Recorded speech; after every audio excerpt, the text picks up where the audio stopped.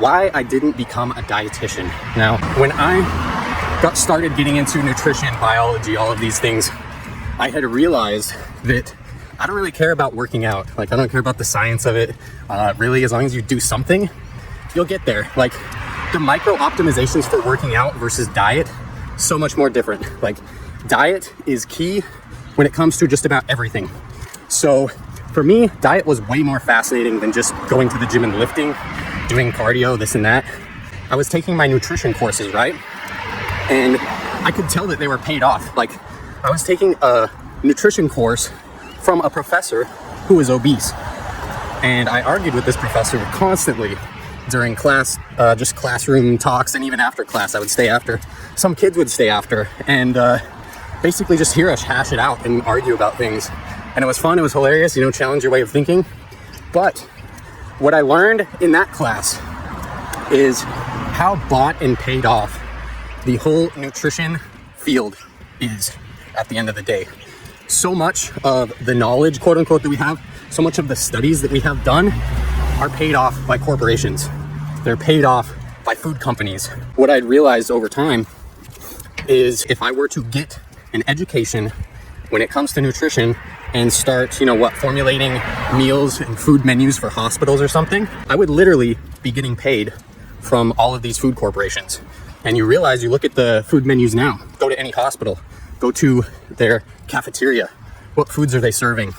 Do they have food products versus actual foods? Because there's no money in foods, really.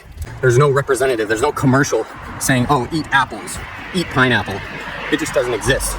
But you will get commercials saying, oh, eat some Doritos, eat some whatever it may be, burritos, eat some Taco Bell. All these food products are advertised, they have money behind them, and they will do whatever it takes to get in on the menus. And really, you think about it from a bureaucratic standpoint, you're really not going to change much. You're not going to have an effect. You're not going to challenge the status quo. What you're really gonna do is just continue to reinforce whatever is there or whatever brings money in at the end of the day. And in America, of course, hospitals, they might tell you to change things up. They might tell you the advice. But at the end of the day, down in the cafeteria, they're still serving you the same bullshit that brought you to that point. If I were to subsist off of a diet from the hospital, geez, what would I have? I would get maybe some hard-boiled eggs that are really shitty conventional eggs, and those will probably cost about $1 per egg, which is insane. And what else? That's really about it. Like, hopefully, there's no cured meats. It's all processed meat, which is bad. Jeez, there's just look at it. Like, go to your local hospital.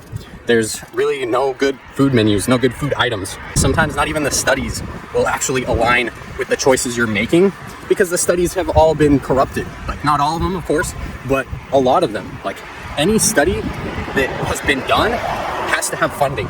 And where's that funding gonna come from? Food corporation that's trying to tell you, oh, Coca-Cola will tell you calories is the only thing that matters. And as long as your calories are good, then you'll be good. So this is the advice that everyone kind of, thinks about, ends up following, and it's not the full picture at the end of the day. Yes, calories do matter, but getting your body to the point where your hormones work so calories matter the most, that's key. So it's not all faulty science. There's some points that can be made, but realize they're only showing you the highlights. They're only showing you the studies that prove this food product is better than eating a normal actual food itself. So just realize the cherry picking that goes on both sides. There's a lot of people out there that will talk about what you should do when it comes to diet, and you figure out that they're actually some type of massage therapist, like Dr. Eric Berg. He's a massage therapist doctor, and he doesn't have a degree in being a dietitian at all.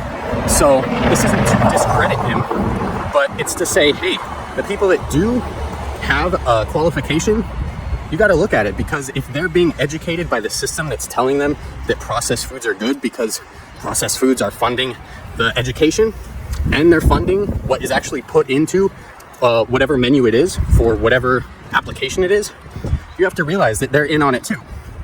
If you're educated by the system that was funded by food corporations, then you're just going to say the same shit that everyone else has always been saying. And this is how we do not progress when it comes to information and applications for health. So Look deeper than the standard bullshit out there. Try things for yourself. At the end of the day, you make the decisions for yourself, whether it has studies backing behind it or not. You be the guinea pig, you know, you take it on yourself, you do what you feel best on, and report the results to the best of your abilities, and try not to have so many confounding variables so you're actually able to progress.